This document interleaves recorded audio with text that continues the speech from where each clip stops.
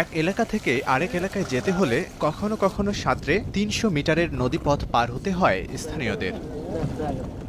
মাদারগঞ্জের জোড়াখালী ইউনিয়নের কুকুরমারি আর রামচন্দ্রপুরের বাসিন্দাদের যোগাযোগের মাধ্যম এই নদীপথ। দুগ্রামের মাঝখান দিয়ে বয়ে যাওয়া যমুনার শাখা নদীতে ব্রিজ না থাকায় নৌকাতেই তাদের যাতায়াত। দীর্ঘ ৪০ বছর ধরে প্রতিদিন এপার ওপারের শত শত মানুষ চলাচল করে। কত সমস্যা হয়েছে, কত বুড়া মানুষ পার অসুবিধা হয়েছে, আইবের হয়নি, কত কষ্ট হয়েছে। গামছা কিনতে পারেন লাগে, হাতের জন্য গাড়ি ঘোড়া চলে না। এরম মানে পাঠার হইতে গরু বাছু দুটো সাইডে মরছো। সবচেয়ে বেশি বিপাকে পড়তে হয় রামচন্দ্রপুরের বাসিন্দাদের।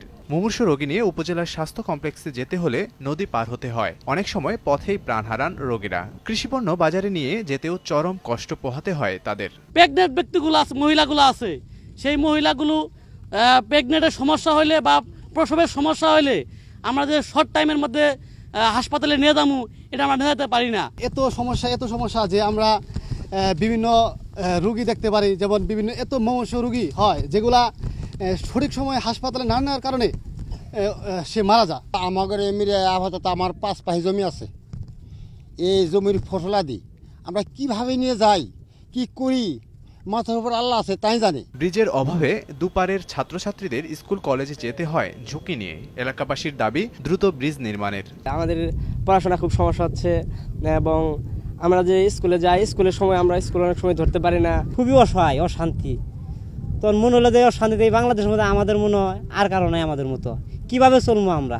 যাইতে গোড়া মরে যা, নিজে লুকও মরে যা, কত সময় হাতে না পারি না জমাইতে পারলে মরে যায়। এটাই সমস্যা। আমাদের একটা ব্রিজ অনেকদিন ধরে আশা দেয়, কিন্তু দিতেছে না, খালি আশাই রাখতেছে।